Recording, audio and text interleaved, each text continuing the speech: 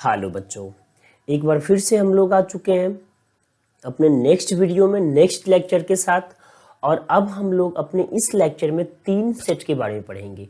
सबसे पहले union of a set, उसके बाद इंटरसेक्शन ऑफ अ सेट और उसके बाद डिसजॉइंट सेट। ठीक है, तो इन्हीं 3 के बारे में हम लोग अपने इस लेक्चर में पढ़ने वाले हैं। तो चलो बिना टाइम गवाए शुरू करते हैं।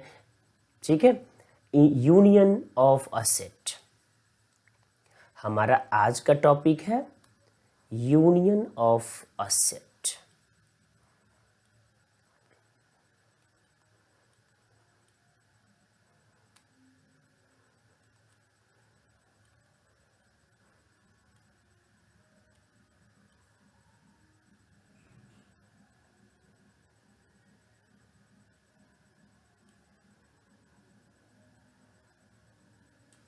ठीक है, अब आप सोच रहे होंगे ये होता क्या है। तो देखो, हम लोग यहाँ पर सबसे पहले सेट लेके समझते हैं कि ये होता क्या है और उसके बाद इसका डेफिनेशन लिखेंगे। तो चलो स्टार्ट होते हैं। सपोज करो हमने 2 सेट कंसीडर करा। हमारे पास 2 सेट है। इफ पहला सेट को हम लोग ले लेते हैं ए। तो ए इज इक्वल टू कुछ भी ले लो अपने मन से। ठीक है, तो हमने ले लिया 1 2 3 4। तो पहले सेट हमारा यहाँ पे कंप्लीट हो गया है। एंड हमने दूसरा सेट भी कंसीडर कर लेना है। तो हमने यहाँ पर दूसरा सेट कंसीडर करा बी, और ये है हमारा 4 5 6। ठीक है, 4 5 6। अब हमें क्या करना है, ए यूनियन बी निकालना है। तो क्या लिखेंगे, then A union B is equal to. अब सबसे पहले क्या करेंगे, जहां पर ए है वहां पे ए सेट लिख लेंगे, यूनियन का साइन लगाएंगे, फिर जहां पर बी है वहां पर बी सेट लिखेंगे। तो चलो स्टार्ट हो जाते हैं। 1 2 3 4 हमारा ए सेट कंप्लीट हो गया। यूनियन, अब बी सेट हमारा क्या है, बी सेट है हमारा 4 5 और 6। ठीक है, यही एलिमेंट है बी में। तो अब यहाँ से जब हम लोग ए यूनियन बी लिखेंगे तो क्या लिखेंगे, तो देख लो, ए यूनियन बी का मतलब होता है कि जितने भी एलिमेंट है, चाहे ए में या फिर बी में या दोनों में, वो सारे इकट्ठे लिख देंगे। ठीक है, तो और अगर कोई कॉमन है तो उसे सिर्फ और सिर्फ एक बार लिखेंगे, उसे रिपीट नहीं करेंगे। ठीक है, तो देखो यहाँ पे ए यूनियन बी जब हम लोग फाइनल लिखेंगे तो क्या हो जाएगा, 1 2 3, और 4 ए में भी है और 4 बी में भी है। तो हम लोग क्या करेंगे, सिर्फ एक को लिखेंगे। तो एक 4 लिख दिया, चाहे ये ए का हो चाहे बी का। ठीक है, 4। उसके बाद अगला क्या है, 5, और अगला क्या है, 6। इसके अलावा क्या कोई एलिमेंट है, जी नहीं। तो हमने अब इसे बंद कर दिया। तो यही है ए यूनियन बी। तो यहाँ से आपको क्या समझ में आया कि ए यूनियन बी में ना वो सारे एलिमेंट होंगे जो या तो सेट ए से बिलोंग करते हैं या सेट बी से बिलोंग करते हैं या दोनों से। ठीक है, तो अब हम लोग यहाँ से डेफिनेशन बना लेंगे। तो डेफिनेशन क्या लिखेंगे, जल्दी जल्दी से, अब तो आपको पता चल गया अच्छे से। तो डेफिनेशन लिख लेते हैं। तो that is set of all elements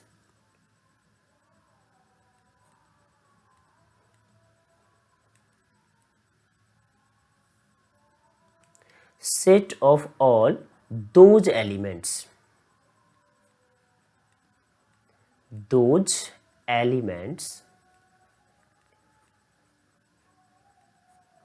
which are, ठीक है, which are either in A, या तो कहाँ में हो, A में हो। ठीक है, और B, ठीक है, या फिर और बोथ, और इन बोथ। ठीक है, तो ये आपको समझ में आ गया। यही है यूनियन ऑफ अ सेट। ठीक है, तो इसे डिनोट कैसे करेंगे, ठीक है, तो पॉइंट पॉइंट बना के हम लोग यहाँ पर लिख लेते हैं। यहाँ पर हमारा पहला पॉइंट है डिनोटेड बाय,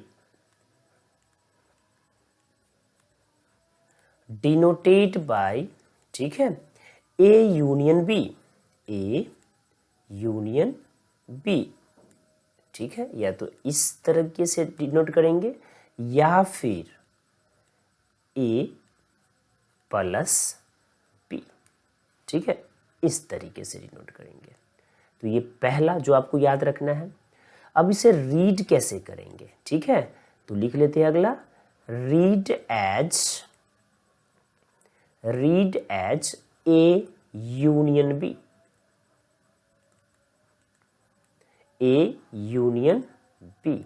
ठीक है, इसे हम लोग रीड करेंगे ए यूनियन बी।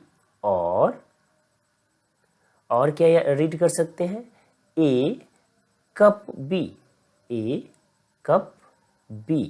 ठीक है। और एक और तरीका है इसे रीड करने के, ए जो प्लस साइन लगाया था ना उसका मतलब होता है ज्वाइन बी, ए ज्वाइन बी। तो यही 3 तरीके हैं ए यूनियन बी को रीड करने के, ठीक है। अब अगर हम लोग इसे मैथमेटिकली लिखेंगे तो कैसे लिखेंगे, तो इसे लिख लेंगे mathematically, that is A union B is equal to, set बना लेंगे और यहाँ पे लिखेंगे एक्स सच डैट, ठीक है, एक्स बिलोंग्स टू ए और एक्स बिलोंग्स टू बी, ठीक है, यही है मैथमेटिकल फॉर्म। तो यहाँ से एक चीज तो क्लियर हो गया, क्लियरली अगर x बिलोंग कर रहा है A यूनियन B से, x belongs to A union B, if and only if, ये कब संभव है बताओ, तो ये तभी संभव है जब x बिलोंग्स करे A से और x बिलोंग करे B से। तो अब आपको यूनियन ऑफ अ सेट अच्छे से समझ में आ गया होगा, समझ में आ गया ना, कि अगर यूनियन है 2 सेट का तो उन 2 सेट के सारे एलिमेंट को कंबाइन करके लिख देंगे। अगर 3 सेट होगा तो तीनों सेट के एलिमेंट्स को कंबाइन करके लिख देंगे। लेकिन साथ में याद रखेंगे जो बार बार रिपीट हो रहा है ना, चाहे ए में है, बी में है और सी में या सब में कॉमन है, उसे सिर्फ और सिर्फ एक बार लिखेंगे, ठीक है। यही है हमारा ए यूनियन बी। तो आपको पता है ना कि अगर आपको हमारा कंटेंट अच्छा लग रहा है, आपका जो कंसेप्ट है वो क्रिस्टल क्लियर हो रहा है, तो मेरे इस चैनल को, जो कि आपका अपना प्यारा सा चैनल है, लाइक, सब्सक्राइब और शेयर जरूर करें। तो चलो अब हम लोग चलते हैं और देखते हैं हमारा अगला टॉपिक जो है इंटरसेक्शन ऑफ अ सेट।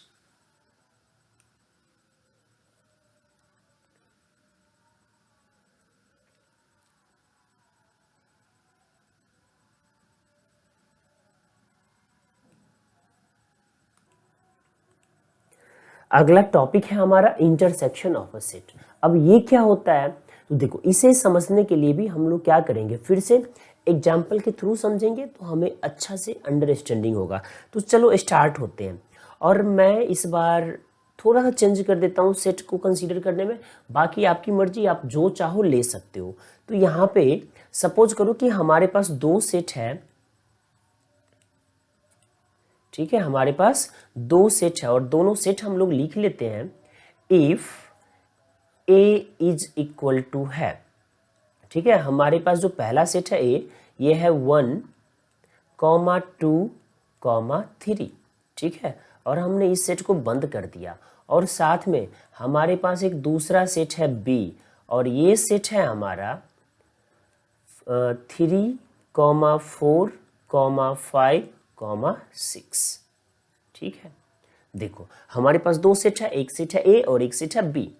तब अगर हमें इंटरसेक्शन लिखना होगा तो हम लोग क्या लिखेंगे, देन, ठीक है, ए इंटरसेक्शन बी। तो देखो जब हमने यूनियन लिखा था ए यूनियन बी, तो हमने क्या करा था, पहले ए सेट लिखा था, फिर यूनियन का साइन लगाया था, फिर बी सेट लिख लिया था। यहाँ पे क्या करेंगे, ए इंटरसेक्शन बी है तो पहले ए सेट लिख लेते हैं। तो ए सेट है हमारा 1, 2, 3। उसके बाद इंटरसेक्शन का साइन लगा दो, तो ये है इंटरसेक्शन का साइन। फिर अगला सेट जो है बी लिख लेते हैं 3, 4, 5, 6 ये सेट भी बंद कर दो। ठीक है, अब क्या करेंगे, तो देखो इंटरसेक्शन जब कभी भी आ जाए ना, चाहे 2 सेट का, 3 सेट का या सो मैनी सेट्स का, तो हमें क्या करना है, हमें ना जितने सेट में दे इंटरसेक्शन, उन सेट्स में जो कॉमन एलिमेंट्स है सिर्फ उसी को लिखना है। तो यहाँ पे देखो, यहाँ पर जो 2 सेट था ए एंड बी, इसमें कुछ कॉमन एलिमेंट आपको दिखाई दे रहा है, तो जी हाँ, ये थर्ड और इधर भी थर्ड, सिर्फ ये थर्ड है 3 जो दोनों में कॉमन है। तो इंटरसेक्शन क्या होगा, तो इंटरसेक्शन हो जाएगा सिर्फ 3। ठीक है, तो ये सिंगलटन सेट होगा और इसके एलिमेंट होगा ओनली 3। तो यही है ए इंटरसेक्शन बी। ठीक है, अब मैं बात करूं, मैंने यहाँ पे आपको एक एग्जाम्पल दिया था 2 का, अगर मैंने 3 का एग्जाम्पल ले लिया, ठीक है, तो इस एग्जाम्पल को हम लोग करते हैं इसका डेफिनेशन लिखने के बाद। ठीक है, तो चलो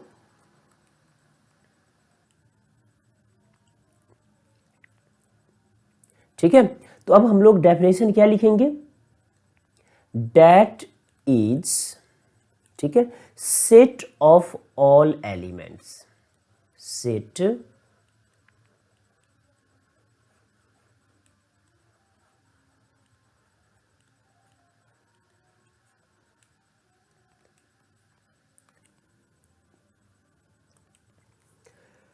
which are common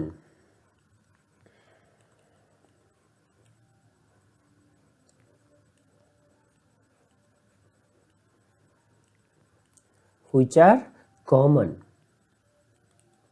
in both the set।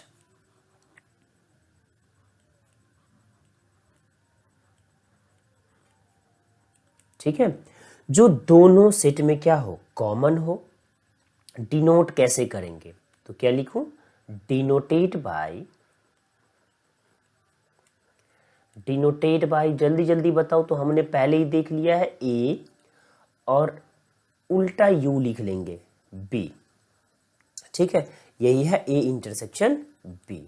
ठीक है, और इसे लिखने का दूसरा तरीका है, ए बी को इकट्ठे लिख दो, ए और बी।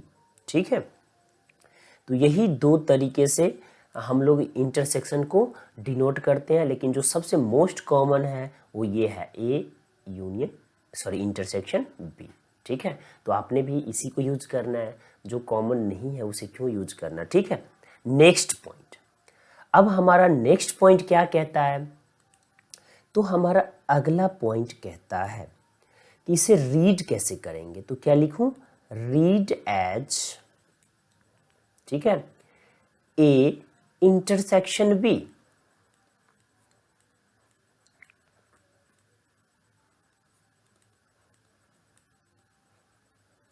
ठीक है, आपको पता चल गया कि इसे रीड करेंगे ए इंटरसेक्शन बी और A cap B, A cap B. ठीक है, ये दूसरा है, या फिर और ए meet B.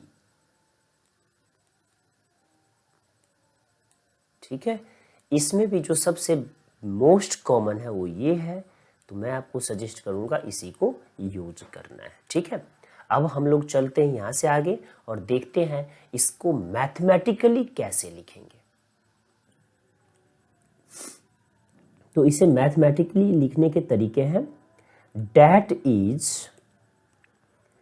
A intersection B equal to, set में लिखेंगे x such that x belongs to A और साथ में एक्स बिलोंग्स टू बी। ठीक है, या तो एक्स ए से बिलोंग करे या फिर एक्स बी से बिलोंग करे, क्यों, क्योंकि दोनों के कॉमन को ही तो इंटरसेक्शन में लिखते हैं। ठीक है, तो इसका क्या मतलब है, दैट इज अगर एक्स बिलोंग कर रहा है ए इंटरसेक्शन बी से, तो इसका मतलब सिर्फ और सिर्फ ये होता है कि x बिलोंग्स करेगा ही करेगा a से, और साथ में x बिलोंग करेगा ही करेगा b से। ठीक है, तो यही है मैथमेटिकल फॉर्म। और जैसा कि मैंने आपको पहले ही बोला था कि हम लोग एक 3 सेटों का एग्जाम्पल देखते हैं। तो अगला एग्जाम्पल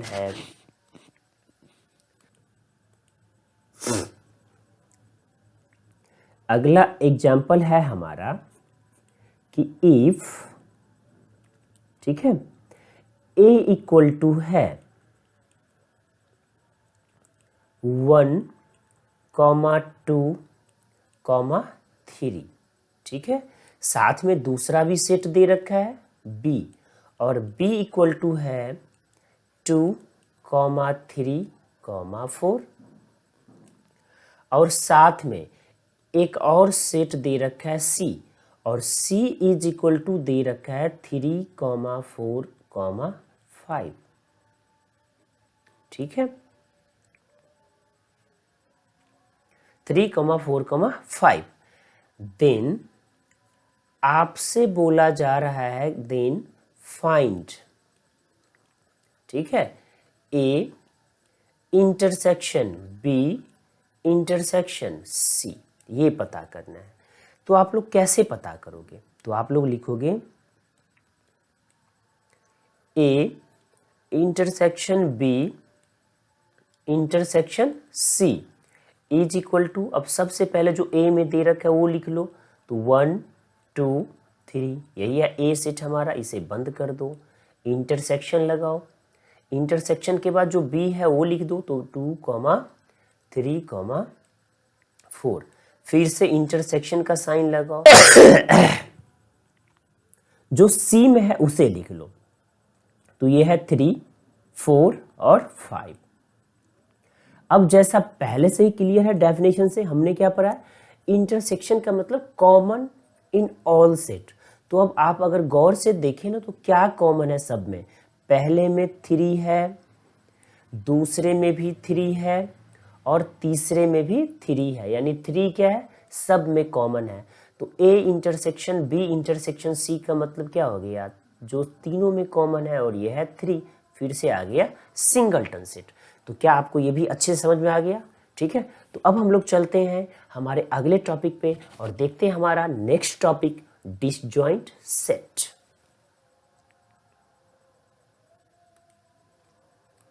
अब डिसजॉइंट सेट क्या है? तो देखो, हम लोगों ने अभी 2 ऑलरेडी पढ़ चुके हैं टाइप्स ऑफ सेट्स, जिसमें एक था यूनियन ऑफ सेट और दूसरा था इंटरसेक्शन ऑफ सेट। तो उन दोनों को पढ़ने के बाद ना, अब हम डिसजॉइंट सेट को बिना एग्जाम्पल के भी समझ सकते हैं। कैसे? तो वैसा सेट जिसमें कोई एलिमेंट्स कॉमन ना हो, वो क्या कहलाएगा? Disjoint set. समझ में आ गया?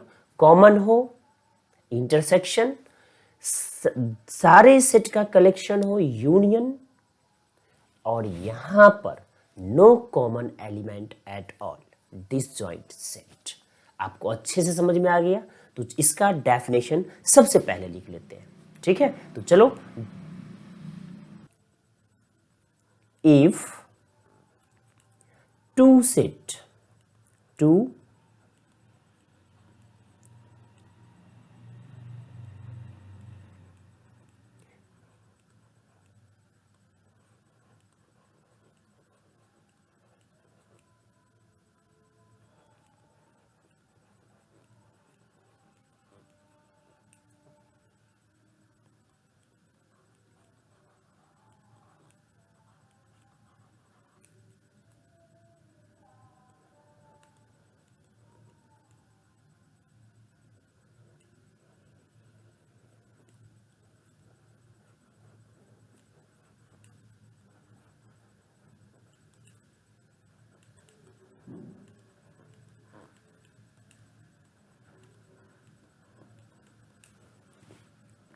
समझ में आ गया कि if two sets have no common elements then the sets are called disjoint set. ठीक है, और इसे और अच्छे से समझने के लिए एक एग्जांपल देख लेते हैं, आपका कंसेप्ट क्रिस्टल क्लियर हो जाएगा। ठीक है, तो चलो स्टार्ट हो जाओ एक एग्जांपल। तो एग्जांपल है हमारा कि सपोज करो हमारे पास एक सेट है A, और A के बारे में दे रखा है A है A, B, C, सारे स्मॉल में, ये सब एलिमेंट्स है सेट ए के। तो हमने लिख दिया A comma B comma C. And एक और सेट है बी, और बी को दे रखा है, मान लो कि ये है 1 कॉमा 2 कॉमा 3, ठीक है। देन अब देख लो, अब क्या लिखेंगे, कॉमन एलिमेंट की बात है तो इंटरसेक्शन ही निकालेंगे, ए इंटरसेक्शन बी। अब देखिए तो ए के स्थान पे लिख लीजिए ए कॉमा बी कॉमा सी, कहानी खत्म। और इंटरसेक्शन बी के स्थान पे क्या लिखेंगे, 1 कॉमा 2 कॉमा 3। अब हो गया। अब दोनों सेट को देख के बताओ क्या कोई भी ऐसा एलिमेंट है जो कॉमन है, जी नहीं, तो हम लोग क्या लिखेंगे 5। तो यहाँ पे क्या हो गया, A intersection B is equal to 5, और इसी कारण से ए और बी क्या है, डिसजॉइंट सेट, ठीक है। इसी कारण से क्या है, डिसजॉइंट सेट। तो क्या लिख लेंगे, hence A and B are disjoint set, disjoint set, ठीक है। तो आपको उम्मीद है ये तीनों ही टॉपिक काफ़ी अच्छे से क्रिस्टल क्लियर हो गया होगा। और अगर क्रिस्टल क्लियर हो गया है तो लाइक सब्सक्राइब एंड शेयर बनता है ना यार। और साथ साथ अगर कुछ समझ में ना आए तो कमेंट करना मत भूलना, कमेंट में जाके कमेंट लिखना, मैं अपने आप को और अच्छे से इम्प्रूव करके आपके लिए और इजी वे में चीज़ों को लाऊंगा, ठीक है। तो चलो मिलते हैं हम लोग अपने अगले वीडियो में। Till then bye bye.